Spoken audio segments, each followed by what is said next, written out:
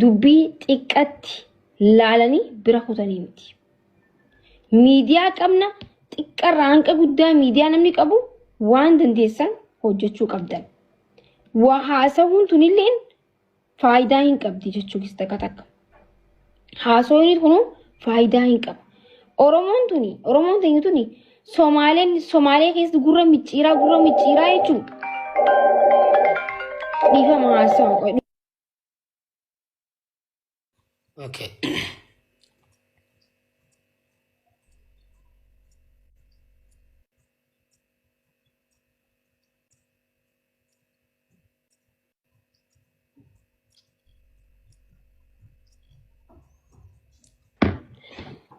Ammix gaafa akkasitti sodaachisanii miidiyaa xiqqaa fi guddaraan itti wacan dhiifama gaafachiisanii akkas godhan Oromoon sodaa keessa bartatatatatatata itti jechuu miidiyaa kanarratti.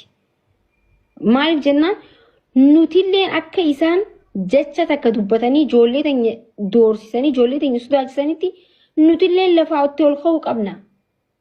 Oromooni Somaalee jechuun xiqqoo takkaa barbaachisa. Uummata xiqqaa dhiifama naa godhate uummata xiqqaadha. Uummata lakkoofsi isaanii xiqqaa ta'edha. Sinigalee nuti 90% isaanirra hedduudha nuti. Somaalee miti nuti ummata Itoophiyaa keessa jiru hunda sabaa sablammii Itoophiyaa keessa jiru hundarra Oromootu lakkoofsaanis guddaa qabeenyaanis lafaanis waa hundaanuu Oromoodha. Kanaaf biyyi beeku, karabbii beeku, kanamni beeku, kaseerri beeku jechuudha. Ga'u rakkoon keenya maali? Qabeenya keenya irratti itti fayyadamuu hin jirru, lafa keenya itti jiraachuu hin jirru, heddummina keenya irratti itti fayyadamuu hin jirru.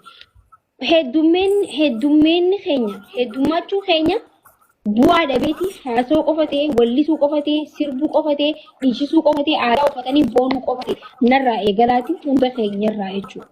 Kana booda haala itti deemnu sirreeffatu qaba. Somaaleen kaleessa qasiila qarshii lamaa boraatiin ta'isaa seetii jaal.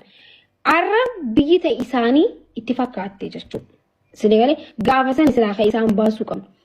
Saniifuu uummata keenya uummata kabajamaa wanti tuffatamuu caala nama jibbisiisu hin jiru. Sinigalee qottu warri nuun jee Somaaleedha. Aannan gurgurata warri nuun jee Somaale. Oromoon humna hin qabdu warri nuun jee Somaale. Qabeenya hin qabdu warri jee Somaaleedha. Kanaafuu Somaalee Amaara caala ofirraa mataa keessa dha'uu qabdan jechuudha.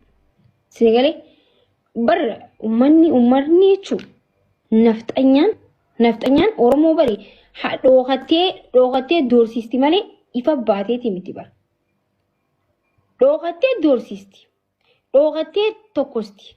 Saa uummanni rafetti, saa waraanni hin jirretti, miskiina uummata keenya qotee bulaa waa takka hin beekne irratti humna laallatti malee hidhate irratti jabarratti miti. Nafxanyaanu nu sodaatti. Somaaleen gabbaatee onneedhaan dirree dhawaa keessa dhaabbattee gaafa dubbattu kuni kantiibaa magaalaa dirree dhawaatiif illee tuffiidha. Nu tuffachiisee jira.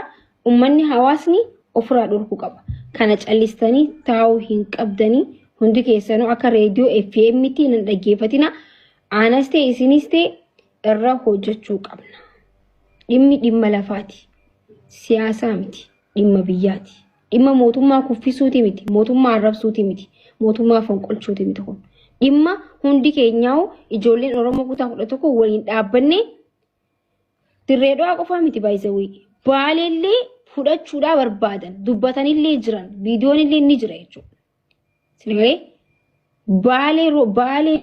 baalee fudhachuudhaaf haasawaa ka godhan ni jira jechuudha. Dhageessanii jettan jaanii harka waliin dhahanii jechuudha. Turjumaana qopheeffatanii garee qopheeffatanii jechuudha. Kun jechuun tuffiidha baay'isawii. Nusneetuma callisneetuma TikTok gubbaa ta'e taa'uu qofaa miti jechuudha. Sinigalee haasawaa itti haasawine yoo lola barbaadanis lollee jechuudha. Sinigalee miti miidiyaanii qawwee caala. Amma isin tokko akkana jettan miidiyaa gubbarraa afaan banuu malee jettan. Qaalichiinis miidiyaa gubbatti afaan banee baay'isawee. Miidiyaarraa afaan banuu malee faayidaan qabda jettan. Qaalichi dhaadatee illee miidiyaarra dhaadatee bar dhufee wayi kushinaa keessa taa'ee dhaadatee miti. Miidiyaadhaan waraabamee ajjabamee viidiyoon isaa qabee miidiyaadhaan wal tokkos ta'e jechuun isaa kanatti miidiyaanii dhiibbaa guddaadha. Miidiyaa jechuun itti fayyadamuu wallaalle malee miidiyaan qawwee caala yoo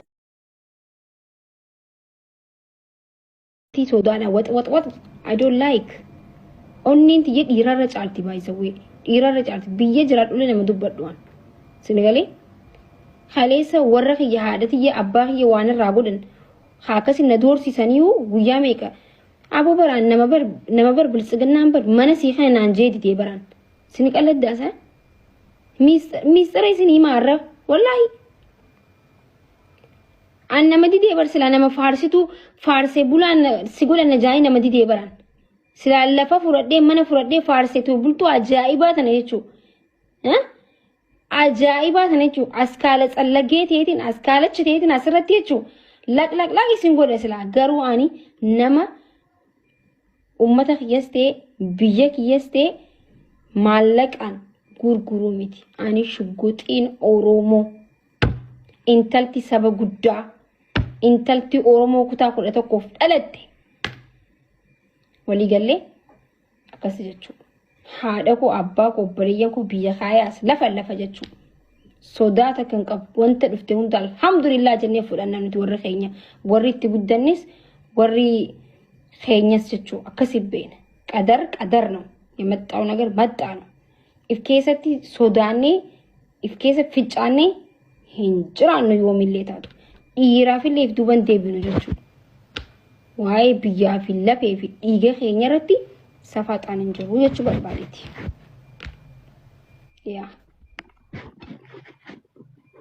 Senegal warabbi anaa sana akka xiqqatti na laalina nama cinaa biyya fudhachuu danda'udha yoon galee silaa jechuudha. Sila maal falligna እንጂ ana wallahi lazim obboleesso waamee gana gochuu dandeenyu jechuudha. Andaalan bala kan daataye wallahi hay maal taataniitsa taai nama meeqaan naan jechuudha. Taai feesbuukaan barreeffama isinii fidee maxxansuu danda'an doorsisa meeqaasu jira. Hay guys nuti waan guddaa walitti gista ka Tigray irra cafara gista ka Somaalee irra cafara hay saba guddaa kana taanii qaanyidha bar saba guddaa kana taanii saba guddaa hangafa Afrikaa kana taanii bitaa mirga namni nuti dhaagatuun qabu yaa saba maal taatan hay wallahi nuti dhaagatuun qabu qaalichi xangaarraan yoona xangaarraa wayitisanuu farshoo xallaa mana xallaa fakkaatu suni akkasi nuti dhaagatuun qabu. Jabaan namni tokko lawandi wanda alla jedhan jechuudha. Sinigalee ofirraa dubbachuu danda'uu qabdan. Hay callistaniituma dirreedhaan akkas ta'uu deemti way dirreedhaan fudhatamuu deemti fudhachuu namni tokko illee dirreedhaan fudhachuu hin danda'u. Ammas if duras gizee hundallee dirreedhaan lafa seenaa qabeessaati. Madda artiistootaati. Kalafaaf dhufanii tokko fudhachuu hin danda'u jechuudha. Harargee yoo achi kaate onkwaan Somaalee fi miti biyya guutuuf biyya alama guutuuf nama waraana alama guutuu deebisuu danda'udha ofirraa. Somaalee miti jechuudha. Abbootii garaatu nu hiraarsee malee. Dirreedhaan kan Oromooti. Kan Somaalee osoo hin ta'in. Jaalattanis jibbitanis jechuudha. Kalees lafa Somaalee taateen beeytu arras lafa Somaaleen taatu arras ta Oromooti if duras ta Oromooti gizee hundallee ta Oromooti seenaatu jira waan ta'eef jechuudha.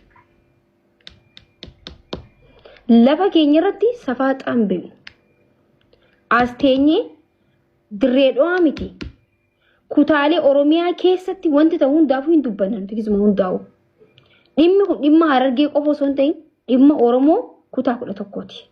Oromoon biraatillee hin callisina. Biyya waliin qabna, Oromummaa waliin qabna, aadaa waliin qabna, seenaa waliin qabna, goota waliin qabna, qubee waliin qabna, waa hunda waliin qabna. Callisuun isinirra hin jiraatu. Dubbachuu qabdan.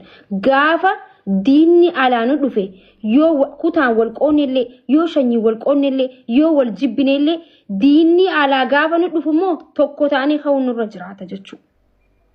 Jibbaan keenya rakkoon teenya ta mana keenya keessaa ta'uu qabdi malee ta alaa ta ollaa ta'uu hin qabdu.